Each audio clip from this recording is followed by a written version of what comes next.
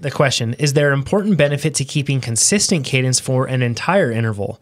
I tend to start my intervals around 85 RPM until my legs are gassed, then switch to 95 to 100 RPM the last minutes of an interval and try to max my, in quotes, cardio system. Thanks, TrainerRoad team, for the great podcast, app, and support.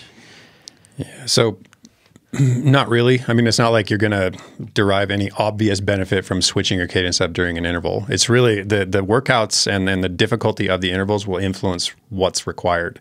I mean, even if you wanted to do some really slow force work where you're pedaling at 50, 60 RPM, if you're doing 120% repeats, good luck making that happen. Yeah. So a lot of the times you'll be forced into a cadence that suits the demands anyway. You won't even have to think about it. Yeah.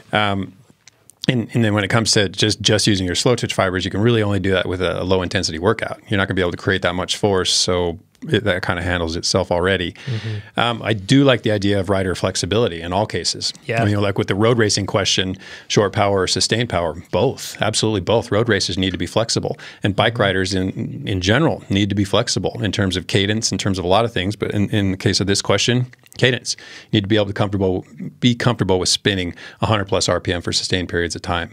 Be comfortable muscling it at 60 RPMs for sustained periods of time. You know, all contextual, of course. Mm-hmm.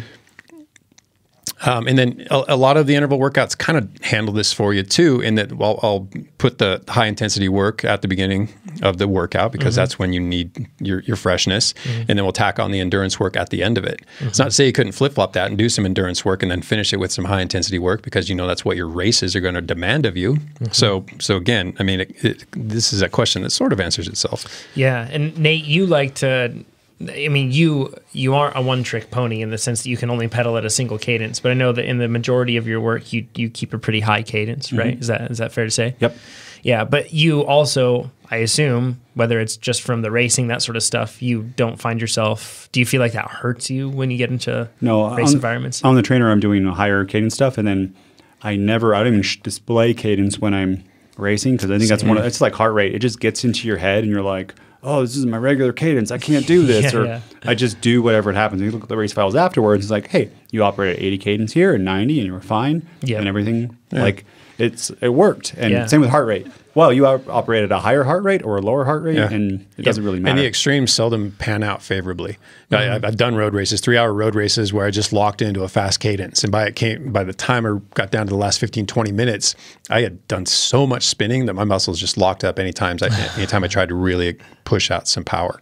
Yeah. I mean, in the same case, the same idea, if you do a sustained climb and you don't have the gearing for it and you're stuck in a low cadence for a long period, performance is probably just going to deteriorate over the ending of whatever that is, a race or a ride. Yeah, I mix it up regularly in my workouts, but part of that is, so there's a couple reasons. Number one, I don't want to be just locked into one spot. I like to, especially because of mountain biking. Mountain bikers especially. You get pushed into spots where you're going really fast on a wide open section. You've got to spin at 130 RPM, and you've got to be able to put out power at that speed, not just be able to spin. That's a totally different deal. Or you have to spin at 50 RPM, right? And that's just kind of how it works. But then on top of that too, I find that it's a great way, like let's say you have 6 intervals, and it's a fun way to do your self-selected cadence at first. Then on the next one, you'll see this a lot of the time in the workout text that Chad has written, to then on the next interval, especially like in sweet spot base, that sort of a stuff, those sort of workouts, to experiment with a lower cadence. Yeah, because first off, I don't want people to lock into any one particular cadence. It's something that they just gravitate to all the time, even when it's not appropriate. But also, I want to keep those a little interesting, and I want them to see, maybe when I spin at 85 versus 95, I actually feel a little fresher, or vice versa. Maybe 95 suits me. But it's kind of a process of self-discovery that I'm walking people through.